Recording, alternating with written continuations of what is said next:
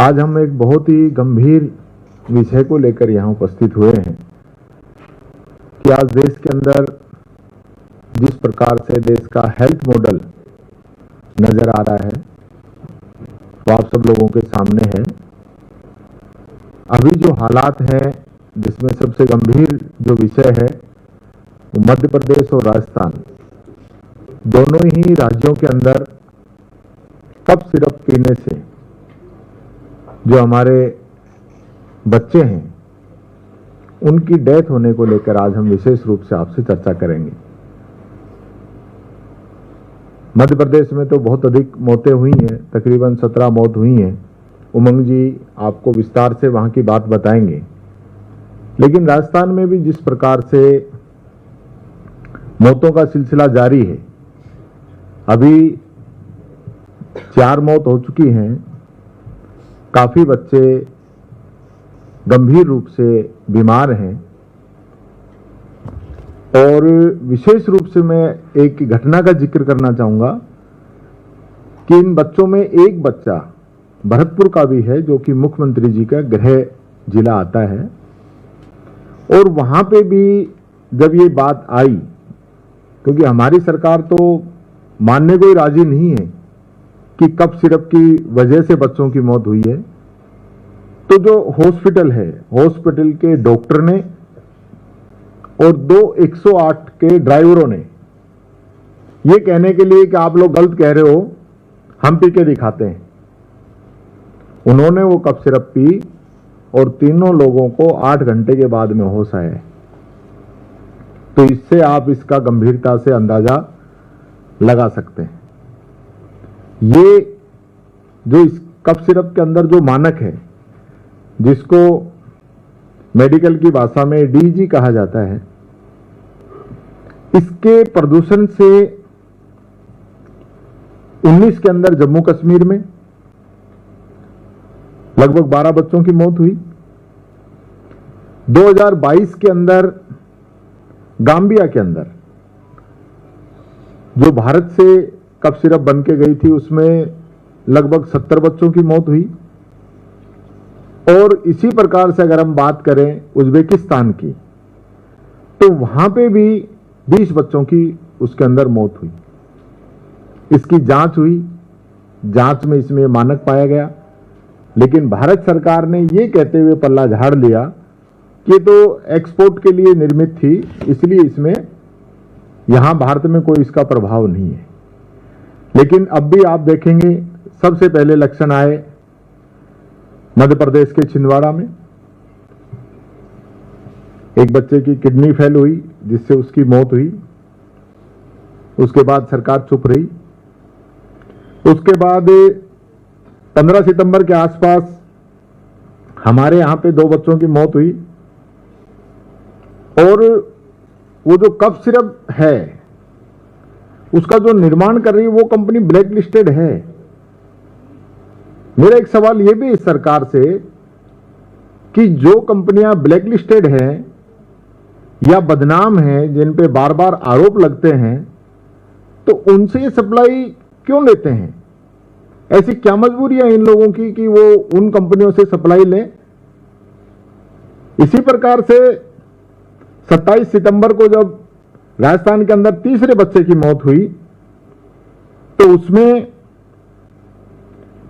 कोई कार्रवाई करने की बजाय इन लोगों ने एक कमेटी बना दी। और कमेटी का सिस्टम तो हम समझते ही हैं हमारे देश के अंदर कि जिस भी मुद्दे को अगर भटकाना है, उसको ठंडा करना है, तो कमेटी बना दो। और जब कमेटी की जब रिपोर्ट आती है तब पता ही नहीं रहता, किसी के ध्यान ही नहीं रहता कि ये कमेटी कब बनी थी। तो ये करने के लिए इन्होंने कमेटी बना दी।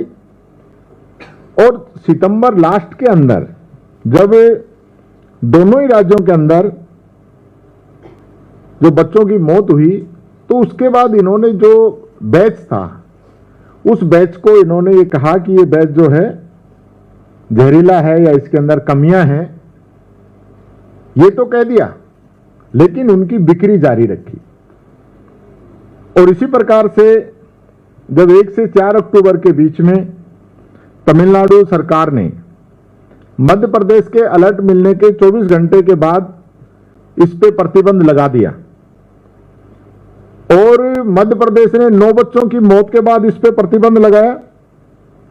और राजस्थान के अंदर तो चिकित्सा मंत्री जी से जब पूछा गया कफ सिरप के बारे में तो प्रेस कॉन्फ्रेंस छोड़ के चले गए, उसका जवाब नहीं दिया और ये कहा कि हमने जांच करा ली है, कफ सिरप में किसी भी प्रकार की कोई कमी नहीं है। और हालत ये हुई कि जो मैंने बताया था कि डॉक्टर ने भी जब वो कफ सिरप पी उसको भी 8 घंटे के बाद में होश आया। इसी प्रकार जैसे मध्य प्रदेश में लगातार जो मौतों का सिलसिला है वो आज तक भी जारी है, राजस्थान में भी आज तक मौतों का सिलसिला जारी है। लेकिन इस सिरप के अंदर जो डीईजी की मौजूदगी है उससे सरकार पलट जाती है कि ये इसके अंदर नहीं है। विशेष रूप से अगर मैं बात करूं, क्योंकि दोनों राज्यों के अंदर ये जो दवाइयां थी ये जहरीली थी, जांच करने में इनके अंदर इन लोगों के द्वारा देरी की गई और जो इनकी खरीद है वो खरीद ऐसे लग रहा है कि जैसे बहुत बड़ा इसके अंदर स्कैंडल हो, बहुत बड़ा भ्रष्टाचार इसके अंदर नजर आ रहा है कि बच्चों की जान का सौदा किसी न किसी रूप में ये लोग करने का प्रयास कर रहे हैं। इनके कोई फर्क नहीं पड़ता, बच्चा मरता है, नौजवान मरता है, बुजुर्ग मरता है। इनका भ्रष्टाचार जो है इसके अंदर भारी भ्रष्टाचार है, ये बात मैं कहना चाहूंगा। इसके साथ ही क्योंकि जब कफ सिरप से बच्चों की मौत हो रही है, अभी तक राजस्थान सरकार ने नीचे लेवल तक कोई ऑर्डर जारी नहीं किया है कि इस कफ सिरप को रोक दिया जाए। वैसे ही जवानी जमा खर्च चल रहा है। दूसरा, किसी भी प्रकार का सर्वे नहीं किया गया है कि कफ सिरप, क्योंकि राजस्थान का जो मॉडल है उसके अंदर सारे पेशेंट और सारी दवाइयां ऑनलाइन हैं, ये चेक कर सकते हैं कि ये कफ सिरप हमने किस किस दिन किन किन लोगों को दी है।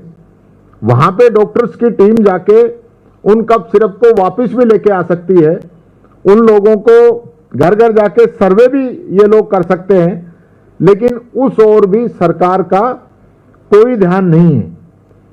इसी प्रकार से कल की मैं बात करूं राजस्थान के हेल्थ मॉडल की ही, तो कल जो है एसएमएस, जो कि राजस्थान का तो सबसे बड़ा हॉस्पिटल है ही, लेकिन देश के भी सबसे बड़े हॉस्पिटल्स में से एक है, वहां आईसीयू के अंदर आग लग जाती है। आग लगने के 24 घंटे से भी अधिक समय बीतने के बाद तो चिकित्सा मंत्री जी वहां पे पहुंचते हैं। पेशेंट जब आग लगती है उसके बाद जिनकी बचाने की जिम्मेदारी थी, जो लोग जान बचाने के लिए वहां एडमिट हुए थे और जिनके भरोसे एडमिट हुए थे, वो लोग आग लगते ही जैसे ही उनके परिजनों ने इसकी सूचना दी तो वो लोग छोड़ के भाग गए, जिनकी जिम्मेदारी थी उनको निकालने की, और उनके परिजन स्वयं अपने पेशेंटों को निकालने में लगे रहे और इससे 8 लोगों की कल मौत हो चुकी है। और मैं ये कहना चाहूंगा ये आंकड़ा बढ़ेगा। उस आईसीयू के अंदर जो लोग 11 एडमिट थे, स्वयं में गया, जो जिंदा बचे हैं उनका बताया नहीं गया कि वो कौन से वार्ड में शिफ्ट हैं। 2 वार्ड खुद में चेक करके आया, उन्होंने कहा सब इस वार्ड के अंदर हैं। डॉक्टर मेरे साथ गए, वहां जाके पूछता है, कहा हमें नहीं पता, सब दूसरे वार्ड में होंगे। फिर दूसरे में गए, वहां पूछते हैं तो कहते सब वो तीसरे वार्ड में होंगे। तो ये स्थिति है कि वो आंकड़ा भी मौतों का छुपाया जा रहा है। उनको वेंटिलेटर पे लिया हुआ है, आप देख लेना, किसी को आज, किसी को कल, किसी को परसों, किसी को आने वाले 1-2 रोज के अंदर ये लोग उनकी डेथ डिक्लेयर करेंगे। और जो उनके परिजन हैं उनको डेड बॉडी लेने के लिए उनको कल धरना देना पड़ा। मुख्यमंत्री जी रात को गए तो परिजनों को 1 किलोमीटर तक पीट पीट के खदेड़ दिया गया। कि वो अपनी बात सीएम के सामने नहीं रख सके। सीएम आए, सीएम आने के बाद सारा हॉस्पिटल को बढ़िया तरीके से साफ कर दिया गया और सारे सबूतों को मिटा दिया गया कि कोई कुछ बाद में हो ही नहीं पाए। तो ये स्थिति जो है राजस्थान की इन लोगों ने कर दी। मैं याद दिलाना चाहूंगा, राजस्थान वो स्टेट है जिसने हिंदुस्तान के अंदर सबसे पहले राइट टू हेल्थ स्कीम हम लेके आए, जिसका बिल हमने पास किया। सबसे पहले निशुल्क दवा योजना हम लेके आए, सबसे पहले निशुल्क जांच योजना हम लेके आए। हमने सबसे पहले मुख्यमंत्री चिरंजीवी बीमा योजना शुरू की, जिसके अंदर 25 लाख तक का इलाज और हर प्रकार के ट्रांसप्लांट इसके अंदर फ्री किए। 10 लाख का उसके अंदर दुर्घटना बीमा हमने दिया। एक ऐसा हेल्थ मॉडल हमने दिया जो पूरे देश और दुनिया के लोग, विदेशों तक के लोग, गुजरात के लोग कितनी बार उसको देखने आए कि राजस्थान का ये हेल्थ मॉडल है। और आज मुझे बड़े दुख के साथ, क्योंकि इसमें हमारे स्टेट की जो कमियां हैं वो हमको उजागर करनी पड़ रही कि आज हमारे स्टेट की मेडिकल की स्थिति ये हो गई कि लोगों को इलाज नहीं मिल रहा है। किसी की जान ऑक्सीजन की कमी से जा रही है, किसी की जान ऑक्सीजन नहीं मिलने से जा रही है, किसी की जान गलत जो है ब्लड चढ़ाने से जा रही है, किसी की जान डॉक्टर नहीं मिलने से जा रही है। ये स्थिति राजस्थान में होगी। और कफ सिरप का जो मामला है, मैं आप लोगों से भी कहना चाहूंगा कि ये बहुत गंभीर विषय है। राजस्थान के अंदर तो जिन बच्चों की मौत हुई है, उन बच्चों के परिजनों पे प्रेशर डाला गया है कि वो किसी का नाम नहीं ले कि हमने सरकारी हॉस्पिटल से दवाई खरीदी है। उनको चुप किया जा रहा है। सरकार की तरफ से ये कहा जा रहा है कि इन्होंने पता नहीं कहां से दवा खरीदी, हमारी कोई इसमें जिम्मेदारी नहीं है। तो ये जो सिस्टम है, ये जो सिस्टम राजस्थान के अंदर चल रहा है, मैं कहना चाहूंगा आज सभी मीडिया के साथी हैं, इस बात को आप गंभीरता से उठाएं। और जो लोग बच्चों की मौत से खेल रहे हैं, क्योंकि शिक्षा और चिकित्सा दो सबसे महत्वपूर्ण जीवन की जरूरतें हैं। शिक्षा के अंदर आप देखेंगे तो राजस्थान के अंदर 10 बच्चों की स्कूल की बिल्डिंगों में दब के मरने से मौत हो गई। 4 जगह अलग अलग बच्चों की बिल्डिंगें गिरने से मौत हो गई। राजस्थान सिस्टम ऐसा लागू हो गया कि इधर बरसात की चेतावनी, उधर कलेक्टर की छुट्टी के आदेश निकालने का लेटर जारी। ये स्थिति राजस्थान के अंदर हो गई। मैं एक बात कहता हुआ अपनी बात को विराम दूंगा कि ये लोग 15 दिनों से मोदी चालीसा पढ़ने में लगे हुए हैं। राजस्थान के मुख्यमंत्री जी, पूरी सरकार, वो मोदी चालीसा पढ़ने की बजाय अगर 15 दिन वो इन बच्चों की सेवा के अंदर लगाते, इन हॉस्पिटल्स की मेंटेनेंस के अंदर लगाते, तो मैं समझता हूं इन बच्चों की जान भी बचती और मोदी जी का जन्मदिन अच्छे से मनाया जा सकता था। लेकिन पूरी सरकार स्वागत में, सम्मान में, बड़े बड़े ऐड देने के अंदर उसके अंदर लगी रही और इस ओर कोई ध्यान नहीं दिया गया। और हमारे मुख्यमंत्री जी तो दिल्ली ज्यादा आते हैं, आप सब लोग मिलते होंगे। राजस्थान से ज्यादा दिल्ली दौरे रहते हैं। पहले तो लोग इसको पर्ची सरकार कहते थे, लेकिन आज वो पर्ची सरकार उड़न खटोला सरकार बन चुकी है कि उड़न खटोला उठाया और दिल्ली आ गए। जनता के बीच में जाने से ज्यादा यहां दिल्ली दरबार के अंदर अपनी हाजिरी लगाने में व्यस्त है, अपनी कुर्सी बचाने में व्यस्त है। इतना ध्यान अगर वो राजस्थान पे देते तो इन बच्चों की मौत नहीं होती, कफ सिरप से भी नहीं होती और स्कूलें गिरने से भी नहीं होती। ये बात मैं कहना चाहूंगा। अब मैं आग्रह करूंगा मेरे साथी उमंग सिंघार जी से कि वो अपनी बात कहें। आदरणीय उमंग जी।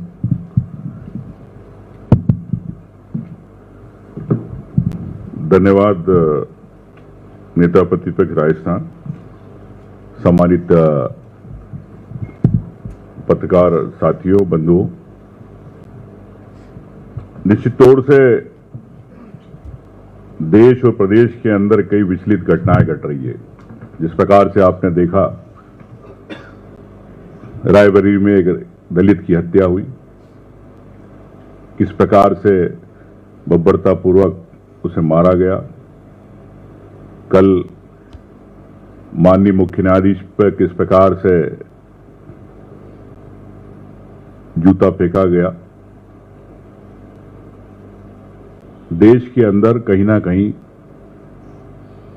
लोकतंत्र को लेके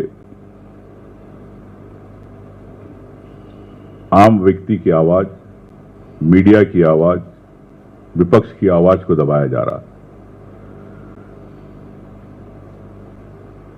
मैं अपने मुद्दे पे आता हूं। निश्चित तौर से कई बार सरकार को चेताया जाता है, लेकिन सरकार नहीं चेतती।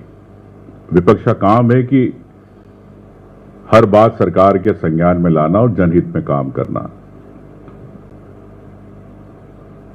हर प्रदेश में जन सुनवाइयां होती है, लेकिन जन सुनवाई सीएम ऑनलाइन सिर्फ एक कागज के दस्तावेज हो गए। आम व्यक्ति की आवाज को नहीं सुना जाता। आम व्यक्ति दर दर की ठोकरें खाता है। हमारे मुख्यमंत्री जी तो ऐसे है कि ये घटना नवजात शिशुओं की कब से चल रही है और मध्य प्रदेश किस प्रकार से चाहे अपराधों में बच्चों के खिलाफ, चाहे नवजात शिशुओं को चूहे खाने की स्थिति में, एक मैं आपको एक स्लाइड दिखाना चाहूंगा जिसमें आप देख सकते हैं कि मध्य प्रदेश देश के अंदर किस प्रकार से नंबर 1 पे है। इसको दिख ही नहीं रहा। चलो पीछे चले, मैं बोल देता हूं। स्टार्ट करना शुरुआत से। मध्य प्रदेश बच्चों के खिलाफ अपराध में देश नंबर 1 हो गया। एनसीआरबी की जो 2023 की रिपोर्ट है, 22,393 बच्चे जो आपने देखे, सबसे ज्यादा मामले मध्य प्रदेश में आए। इसको मैं आपके साथ शेयर भी कर दूंगा। मतलब 21 से 23 से 16% की वृद्धि हुई। 4 साल में 49,000 बच्चे लापता हो गए मध्य प्रदेश में।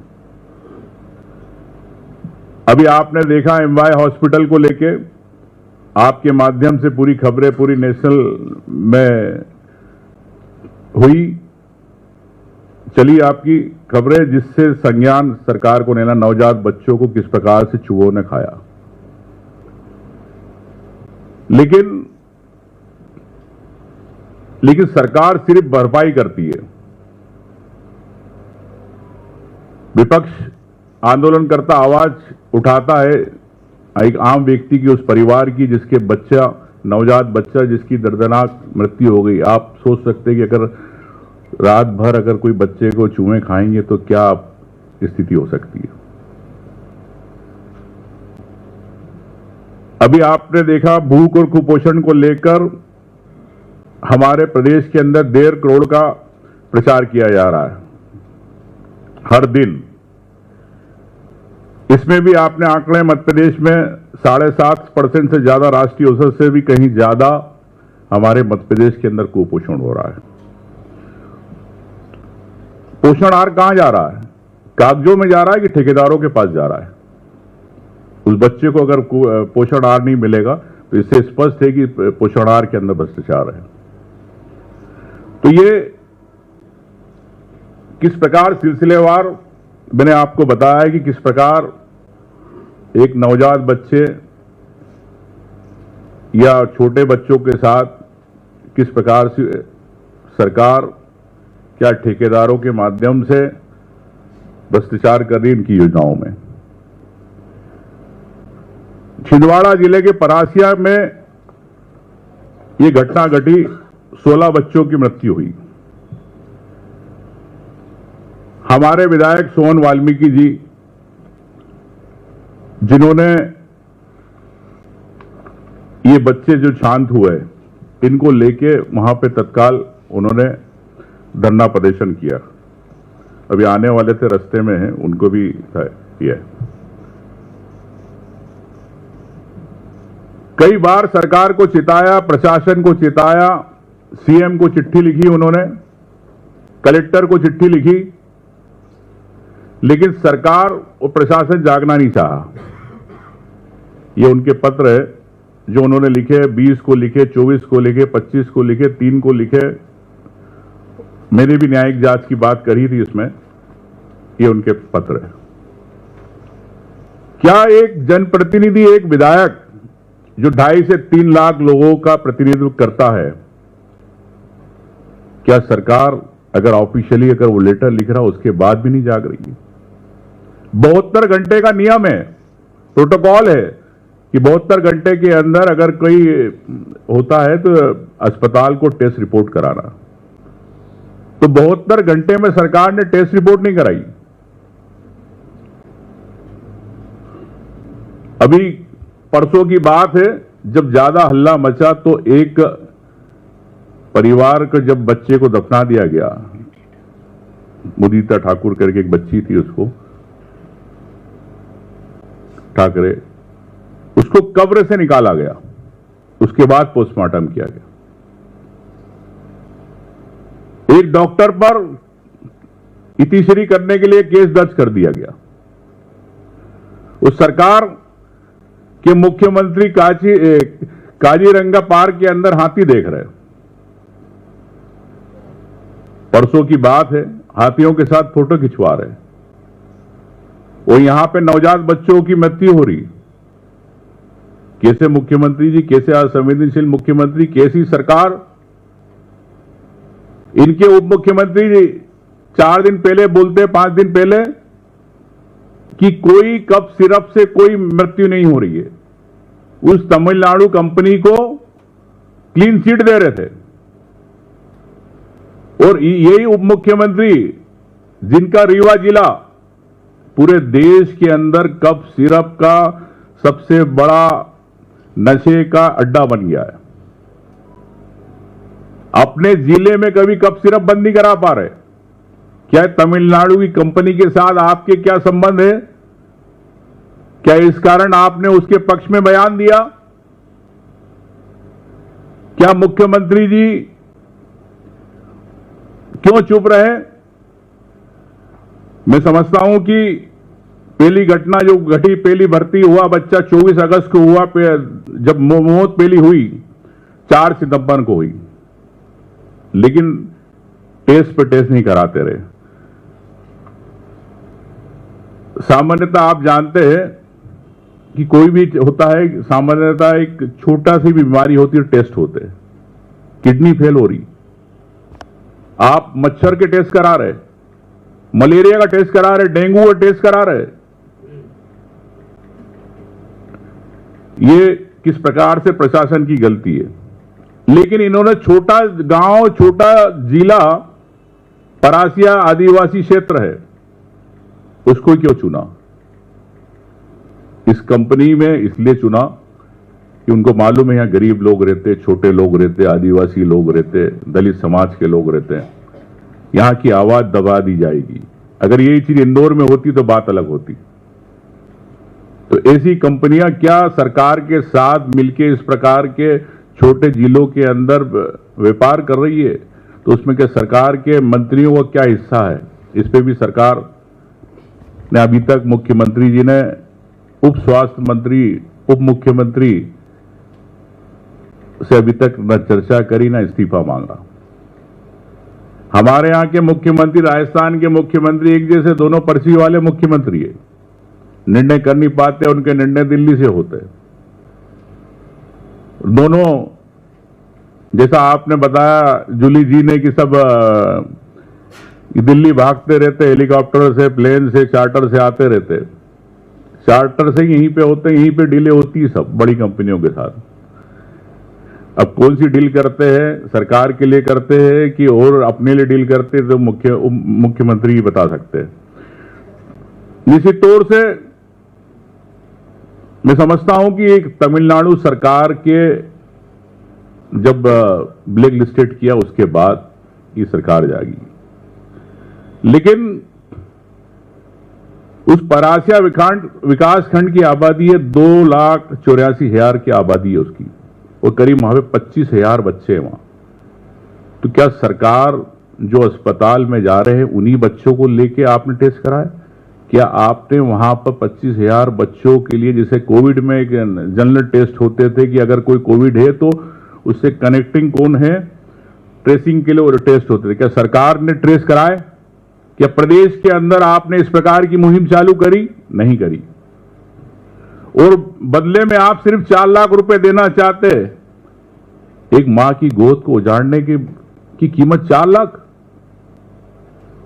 उस गरीब बच्चों के परिवार ने पिछले 1 महीने से अपने बच्चे को संभालने के लिए नागपुर बड़े अस्पतालों के अंदर, बड़े शहरों में 10-10, 15-15 लाख रुपए खर्च कर दिए। उन्होंने अपने घर गिरवी रखे, उन्होंने अपनी सोने चांदी गिरवी रखी। और मध्य प्रदेश की सरकार, मुख्यमंत्री 4 लाख में उसकी मां की गोद से जो उजड़ गई उसका सौदा कर रहे। मैं समझता हूं कि ये बड़े संवेदनशील है, इसमें सियासत नहीं होना चाहिए। मानवता के नाते, इंसानियत के नाते मुख्यमंत्री जी को जितना पैसा उनका अस्पताल में लगा, सबसे पहले वो पैसा उनको देना चाहिए। नहीं तो वो गरीब की मां का बच्चा तो चला गया, लेकिन वो जीवन भर कर्ज में डूबा रहेगा। इस पे भी एक मैं समझता हूं कि सरकार को सोचना चाहिए। लेकिन मुख्यमंत्री पर्ची वाले तो वो जनता की भावना कहां समझेंगे। तो फिर भी मैं कहना चाहूंगा, अनुरोध करना चाहूंगा, इस पे हो। निश्चित तौर से छत्तीसगढ़ में भी शुरुआत हो गई है। छत्तीसगढ़ से भी आज एक बात आई है। भारत सरकार ने 3 अक्टूबर 2025 को एडवाइजरी जारी की थी कफ सिरप को लेके, पेडियाट्रिक बच्चों के लिए, पॉपुलेशन के लिए। लेकिन उसके बावजूद भी सरकार ना जागी, ना मध्य प्रदेश की सरकार, ना अन्य प्रदेशों की सरकार जागी। तो इससे स्पष्ट है, जैसे जूली जी ने कहा, कि इसके पीछे एक भ्रष्टाचार है, कमीशन है, और छोटे नवजात बच्चों के साथ उनकी जिंदगी से खेलने का प्रयास है। इस पे तत्काल एक न्यायिक जांच होना चाहिए, जुडिशरी की इंक्वायरी, और उन परिवारों को निश्चित तौर से जो उनका कर्ज हुआ है वो उनको मिलना चाहिए। उनके परिवार में अगर कोई सक्षम है तो उसे नौकरी मिलना चाहिए, मैं समझता हूं। लेकिन अंत में यही कहूंगा कि सियासत नहीं होना चाहिए। इंसानियत के नाते उन पे हमें विचार करना चाहिए, क्योंकि हर बार सियासत होती है, सियासत में महत्वपूर्ण मुद्दे गायब हो जाते हैं। और अगर सरकारें बनती है एक जन सेवा के लिए, जनप्रतिनिधि बनते जन सेवा के लिए, अगर हम लोगों में भावना नहीं होगी तो हम सेवा नहीं कर पाएंगे। मैं समझता हूं कि त्वरित इस पे कार्रवाई करें। लेकिन हमारे मुख्यमंत्री जी को मैं यही कह सकता हूं कि कल फिर हंसते हुए कहीं दिख जाएंगे, फिर कहीं चीते छोड़ते हुए दिख जाएंगे, फिर कहीं हाथी और हिरण के साथ खेलते हुए दिख जाएंगे। अभी तो उनको एक शौक है कि सुबह गाय बछड़े खिलाते हैं सुबह 9 बजे। तो मैं समझता हूं कि इन शौक के बजाय प्रदेश के आप मुख्यमंत्री है और जन सेवा के हिसाब से त्वरित आपको निर्णय लेना चाहिए। धन्यवाद। हमारे वाला जी,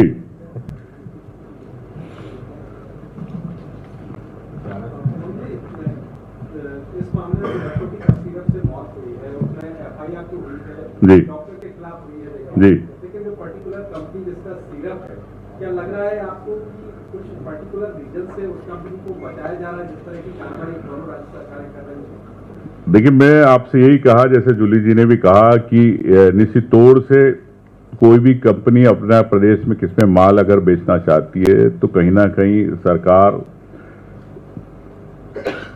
कि कई लोग उसमें इन्वॉल्व होते हैं, परमिशंस होती है।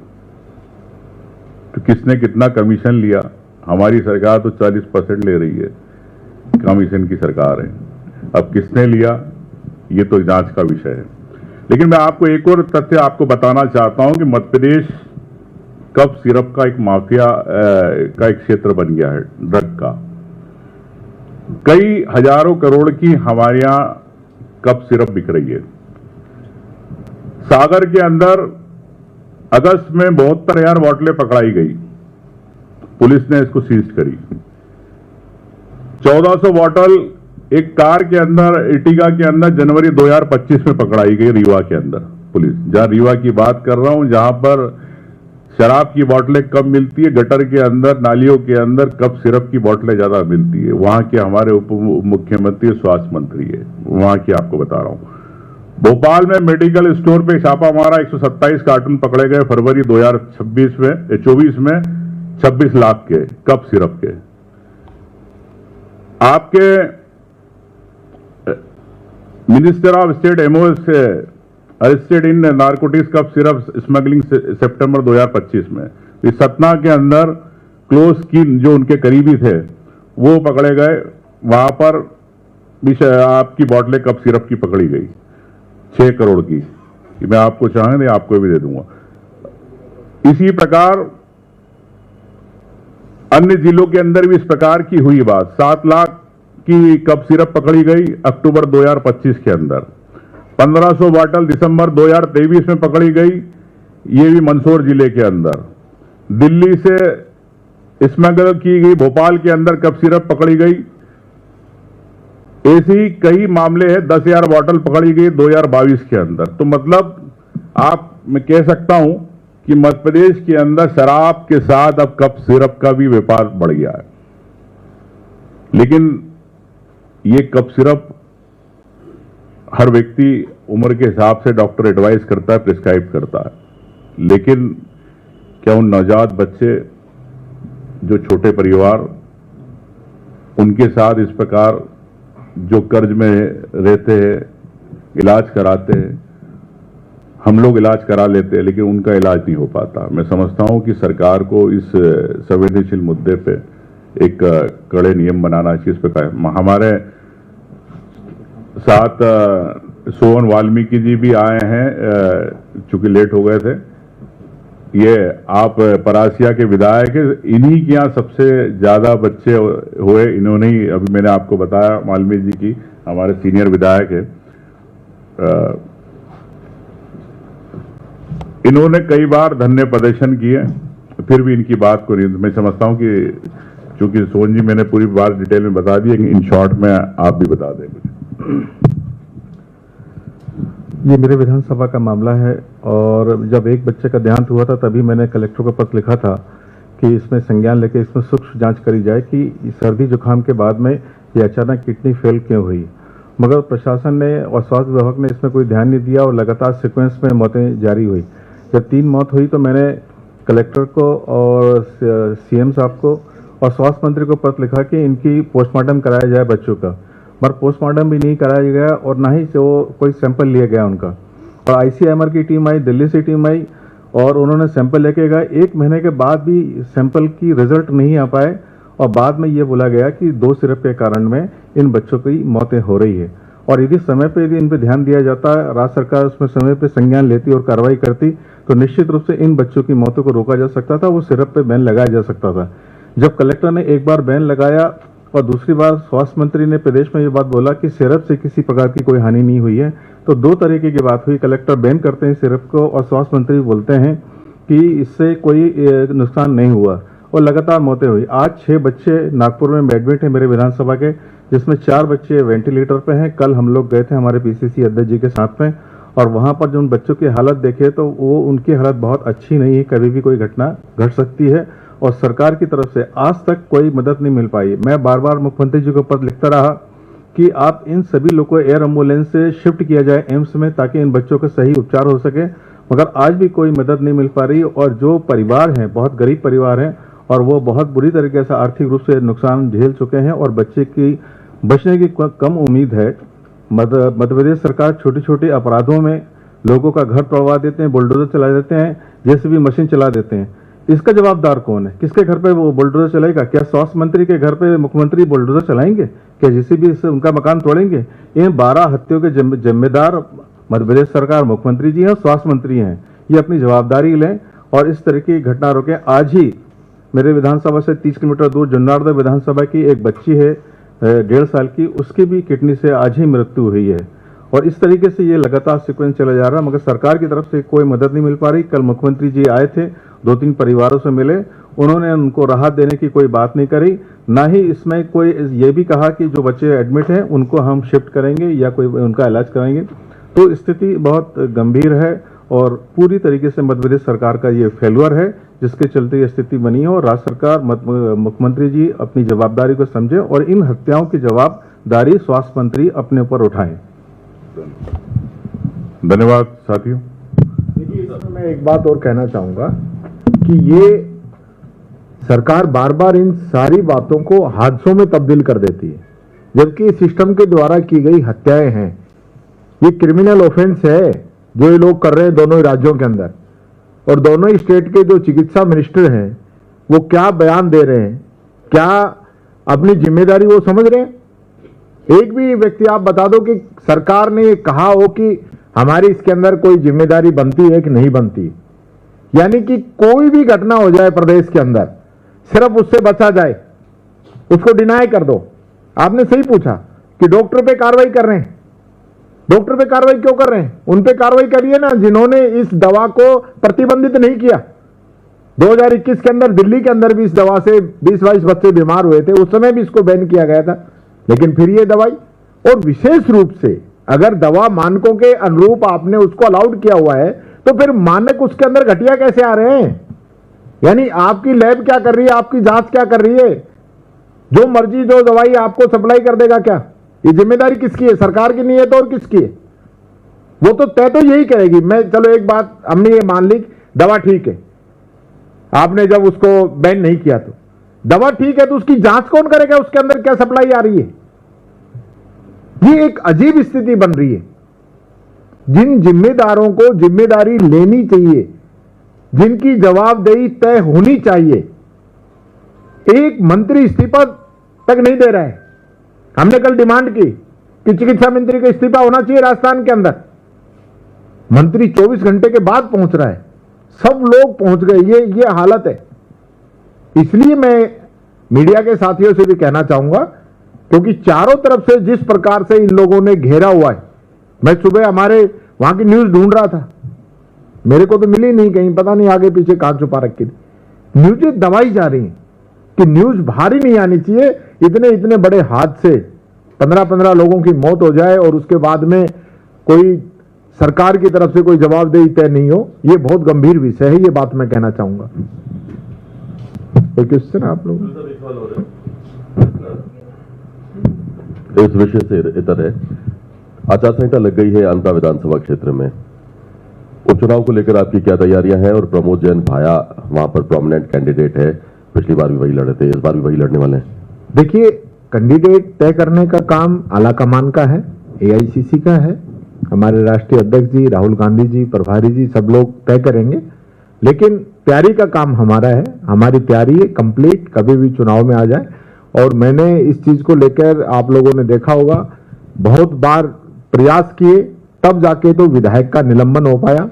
उसकी सदस्यता रद्द हुई 25 दिन के बाद में, जब हमने प्रेस कॉन्फ्रेंस की। और आखिरी दिन जिस दिन मैं हाई कोर्ट चला गया, उस दिन स्पीकर ने उस विधायक का निलंबन, उसकी सदस्यता रद्द करने का काम किया। जबकि राहुल गांधी जी के मामले में 24 घंटे के अंदर सदस्यता रद्द करके 7 दिन में मकान खाली। और अगर दूसरा बीजेपी का विधायक हो तो उसका निलंबन रद्द करने के लिए विपक्ष को 10-10 हमने एजिटेशन किए होंगे लगातार। स्पीकर से मिले, राज्यपाल से मिले, प्रेस कॉन्फ्रेंस की। ये हालात रहे और आज भी हालत यही है कि लोग पूरा प्रयास करेंगे कि वहां पे सरकारी तंत्र का दुरुपयोग करें। लेकिन राजस्थान की जनता ने तय कर रखा है कि इनका इलाज जनता के अंदर हो जाएगा। संगठन की तरफ से, कांग्रेस पार्टी की तरफ से हमारी तैयारियां पूरी हैं। ये बात मैं कहना चाहूंगा। उमंग जी, एक सवाल आपसे है। मध्य प्रदेश में 2 और ऐसी कफ सिरप की दवाइयां हैं जिसमें जहरीले पदार्थ पाए गए हैं, सरकार ने उसे बैन कर दिया है। आपको लगता है कि क्या बैन कर देना ही काफी है, या फिर अब तक जो सरकार ने कार्रवाई की है उसमें और कितनी तेजी आनी चाहिए? विपक्ष की क्या मांग है? देखिए, मैं तो अगर सरकार में अगर मैं मुख्यमंत्री होता तो तत्काल केस दर्ज करवाता और वहां से सीधे तमिलनाडु से उनके मालिकों को सीधे अरेस्ट करवाता नॉन अवेलेबल। तो क्यों सरकार जो हत्याएं कर रही है, जो कंपनियां हैं, खुलेआम इस प्रकार से मौत का व्यापार कर रही है, उन पे हम क्यों सहृदयता दिखाते हैं? मैं समझता हूं कि चाहे ड्रग कंट्रोलर हो, चाहे उप मुख्यमंत्री हो, चाहे प्रमुख सचिव हो, चाहे जो ड्रग की टेस्टिंग करते हैं, उन पे कार्रवाई होना चाहिए। और हमारे मुख्यमंत्री चूंकि रबर स्टाम्प है तो निर्णय ले नहीं पाते हैं, मैं अच्छी तरह उनको जानता हूं। तो अब जिनमें निर्णय की क्षमता नहीं होगी तो वो क्या निर्णय करेंगे? मैं फिर कहना चाहूंगा कि अंत में कि सियासत नहीं होना चाहिए, इंसानियत के नाते, मानवता के नाते हमें न्याय करना चाहिए, क्योंकि हम न्याय की कुर्सी पे बैठे, अगर न्याय की कुर्सी पे अगर हम लोग पक्षपात करेंगे तो जनता को न्याय नहीं मिलेगा, ये मैं सोचता हूं। धन्यवाद। एक और, ये कल गवई साहब पे जो जूता फेंका गया है, ये छोटी घटना नहीं है। मैं आप लोगों का ध्यान इस ओर आकर्षित करना चाहूंगा, क्योंकि मैं स्वयं भी इस बात का पीड़ित रहा हूं कि कांग्रेस पार्टी ने टीकाराम जूली जैसे एक व्यक्ति को, जो कि एक गरीब परिवार से आता है, दलित परिवार से आता है, उसको नेता प्रतिपक्ष बनाने का काम किया। और वही दलित नेता प्रतिपक्ष बनने के बाद में भी अगर किसी मंदिर के अंदर जाता है तो भारतीय जनता पार्टी के पूर्व विधायक उस मंदिर को गंगा जल से धोने का काम करते हैं। मैं ये बात इसलिए कह रहा हूं कि आज देश के चीफ जस्टिस, उससे बढ़ के कोई पद हो नहीं सकता, उस पद पे भी अगर कोई व्यक्ति है तो उस पे भी ये लोग जूता उछाल सकते हैं। तो ये देश बाबा साहब अंबेडकर के बनाए हुए संविधान से चलेगा या इस सरकार के बनाए हुए इस प्रोपेगेंडा से चलेगा कि कोई भी व्यक्ति अगर इस हिंदुस्तान के अंदर गरीब है, दलित है, पिछड़ा है, तो क्या उसका पैदा होना गलत हो गया? वो इस देश का नागरिक नहीं है? अगर यूपी है तो उसको पीट पीट के उसकी हत्या कर दी जाए? आप एक बात को समझ लीजिए, यूपी के अंदर जिस बच्चे को जिस प्रकार से पीटा गया, जिस व्यक्ति को, और मरते वक्त वो व्यक्ति राहुल गांधी जी को याद कर रहा था। हर एक दलित पिछड़ा, उसके मन में आज ये एक ही उम्मीद है कि राहुल गांधी जी हमें न्याय देंगे। आज देश के हालात बहुत गंभीर हैं, इस ओर मैं आप सब लोगों का ध्यान आकर्षित करना चाहूंगा। मैं सहयोग चाहूंगा मीडिया का कि इस ओर ध्यान दें कि इस देश का हर एक नागरिक, चाहे वो किसी भी वर्ग में पैदा हुआ हो, वो इस देश का नागरिक है, उसकी भी जिंदगी है, उसका भी जीवन है। उसको जाति और मजहब के नाम पे आप एक अलग नहीं कर सकते। ये विषय बहुत गंभीर है, जिसको आज भारतीय जनता पार्टी बहुत ही हल्के में ले रही है और जानबूझ के इस प्रकार के प्रयास किए जा रहे हैं कि ये लोग मेन स्ट्रीम में आ जाएं, तब भी इनको ये एहसास जरूर कराना है कि ये लोग किस वर्ग से आते हैं। धन्यवाद। उमंग जी, एक सवाल आखिरी में, क्योंकि खबर अभी आई है इसलिए पूछना जरूरी है। पंजाब सरकार ने ये जो कोल्ड ड्रिंक कप सिरप है उसको बैन कर दिया है, ये कहते हुए फूड एंड ड्रग एडमिनिस्ट्रेशन ने कि ये सब स्टैंडर्ड है और ये क्वालिटी मेंटेन नहीं करता है। तो पंजाब की सरकार ने इस कप सिरप को बैन कर दिया है। क्या आप लोग चाहेंगे कि राजस्थान, मध्य प्रदेश और सभी जगहों पे इस कप सिरप को तुरंत बैन किया जाए और उसके बाद जो भी जांच है वो जांच कराई जाए? देखिए, मैं समझता हूं कि ये पूरे देश के अंदर कप सिरप को लेके केंद्र सरकार ने भी एडवाइजरी जारी की थी, और जो भी प्रदेश की सरकारें हैं ये क्यों सो रही है, क्यों तत्काल निर्णय नहीं लेना चाहती? क्या वापस कोविड का वापस नया एक दौर देखना चाहते हैं? क्या हम नवजात बच्चों की देश के अंदर कब्रें बनाना चाहते हैं? तो मैं समझता हूं कि इस पे तत्काल सरकारों को निर्णय लेना चाहिए, और अगर सरकारें निर्णय नहीं लेगी तो फिर ऐसी सरकार रहना मुनासिब नहीं है।